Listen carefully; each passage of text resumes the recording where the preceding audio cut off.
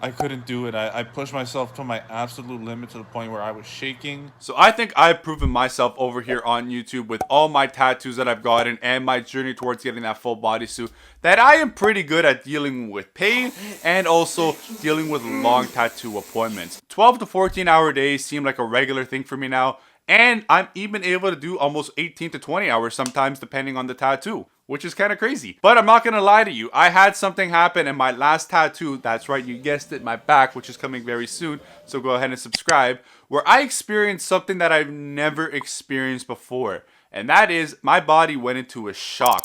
I was shaking uncontrollably, involuntarily. It was just, it sucked. I also ended up throwing up for a good hour, and at moments I almost felt like I was gonna pass out. So this was not a fun experience to be, and it was a little scary at moments as well. But this was also a great experience in itself as well, because I'm able to take away some stuff from it, learn from the experience so it doesn't happen to me, but also it doesn't happen to you. So really try to listen to this, take key points from this, and learn from what I made a mistake on. Because I'm not gonna lie to you, I got cocky. So the first thing that I realized where I went wrong was I did not get enough sleep. Overall, second day has been pretty good, even though, you know, I didn't get the greatest sleep in terms of length. Now, I am always one to tell you guys to try to get as much sleep as possible. Yet I'm always the hypocrite to then go to a tattoo appointment with very little sleep. Now, I work the night shift. I do not have the luxury of sleeping the night before, really. Now, I could always take the day off, book it off vacation day, or just not go in and, you know, maybe call in sick. But then I'm either not getting paid or I'm wasting vacation days. And both situations don't really seem like the best option to me.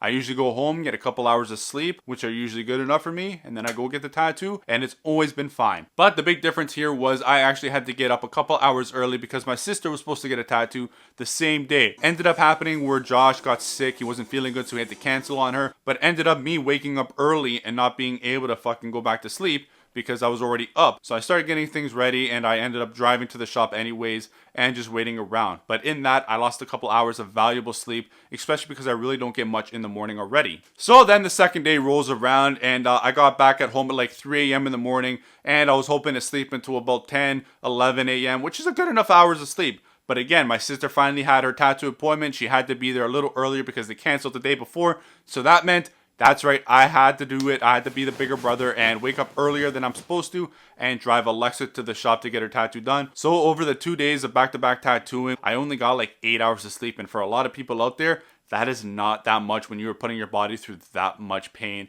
and that much exhaustion. So the next reason why I believe this happened to me was because I did not eat enough food. Now the first day was fine. I think I had enough food and all that. I had my snacks, drinks, meals, all that. Problem here is I think I ate a little too much of that on the first day, where I didn't leave enough for the second day, and I rarely had anything for the second day there. I think I only had like an egg salad sandwich and an apple in the fridge waiting for the second day. And the problem, to make it even worse, was because I had to wake up earlier for my sister and drive her to the tattoo appointment, it didn't really give me enough time to go ahead and make stuff in the morning and prepare. So I got up, drove her right away, and forgot about all the food that I'm usually packing, getting stuff ready for in that morning up. I think this was one of the main reasons why I ended up going into a shock, just because my body was depleted of all energy, all storages and all that, and I just did not eat enough on that second day. Now, the next reason I believe added into all this was that I was not keeping warm enough. Now, when you go ahead and get your upper torso done, whether it be the stomach, the chest, or the whole back, you're not going to be wearing a shirt because it's going to get in the way. Now, I did pack a separate kind of button-up shirt to throw on backwards if I needed it, but I'm not going to lie to you guys, I did not wear that thing pretty much on both days. Because of the excitement and seeing a tattoo trying to come to be, you just kind of want to focus on that. So during those times and breaks and lunches and all that where I should have been keeping warm, I wasn't having a shirt on just because I want to see the progress of the tattoo. And during this time, and especially on that second day, I think that's where I lost a lot of the body heat. And because my body was already so depleted in energy and lack of sleep, it just wasn't something that you wanted to add into the equation. And then the final reason I believe added into all this and why I went into this shock was I was taking too many breaks. Now, I will blame my small bladder for this just because I am always trying to stay as hydrated as I can. But with that, it ends up being where I always have to go to the washroom and empty the tank. I go to the washroom a lot more than majority of people usually do.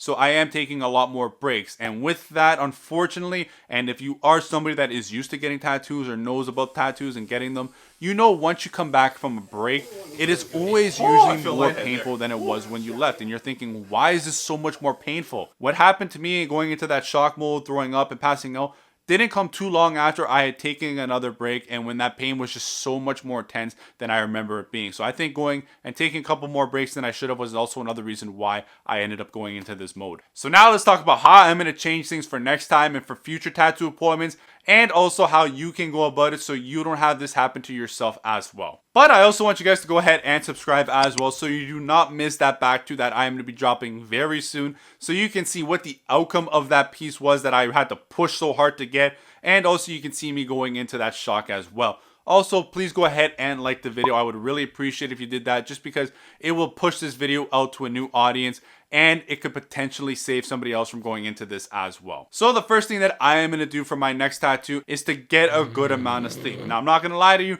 I still do plan to work the night shift and go to the tattoo appointment the day of, but in that, I am going to try my best to get as much sleep as I can in that time frame where I'm not doing anything. Every second of sleep is going to be valuable, and I'm going to get it. Now, for majority of people out there, I suggest to get at least 6 hours of sleep, and you should be good for a whole day session. Obviously, the more sleep you can get, the better your tattoo appointment will be and will go. So the second thing that I am going to make sure to do, and this is going to be a very important one, is make sure that I have a lot of food available. Make sure I eat before the tattoo, have a good meal before it, and make sure I have a good meal during, and maybe another second meal during as well. And also the snacks, drinks, and pops and all that packed away in my car for emergency situations, because like I said, I ate a lot of my stuff on the first day. Be able to know I have a lot of emergency stuff packed away just in case for that second day I need it in the car, I can just go and get it, is going to be very helpful. But what I'm also going to do is try to pack all my foods ahead of time beforehand,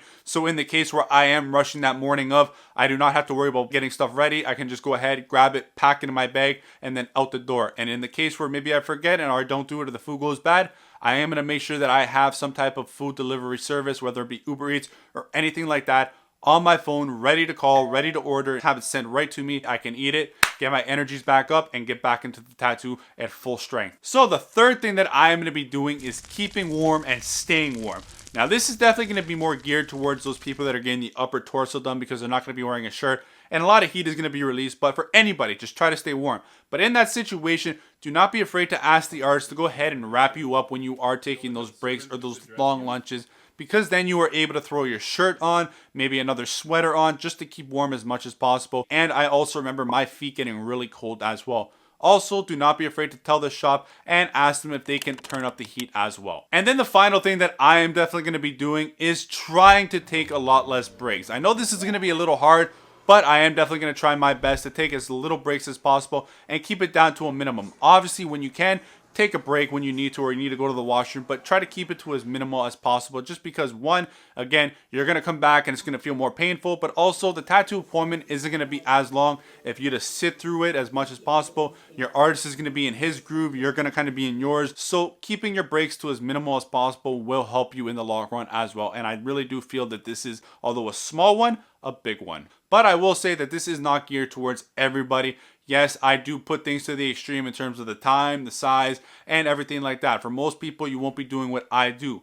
But I still recommend to everybody out there, for tattoos that are above like 4 or 5 hours, to get at least 6 hours of sleep, to have a good meal beforehand, have a meal packed for the tattoo, have a couple snacks and drinks as well. Also, try to keep warm and try to keep the breaks down to a minimum. Doing all that, and I really do think you will have no problem surviving your next tattoo appointment. Now, I want you guys to go ahead in the comments section and let me know if this has ever happened to you and what you realized and took from that situation and how you can change it for the future. Also, again, guys, go ahead and subscribe so you don't miss the back tattoo. I am also going to get my 3rd and 4th session done very soon, where I will be implementing all these things that I just said in the video, and we will see for ourselves if I make it through the same appointments, or if I am going to have the same thing happen where I go into shock again, throw up, and might pass out. Finally, I want you guys to go ahead and check out this video. I recommend, just because it is how to survive long tattoo sessions. I want to thank you guys so much for watching, and I will see you soon.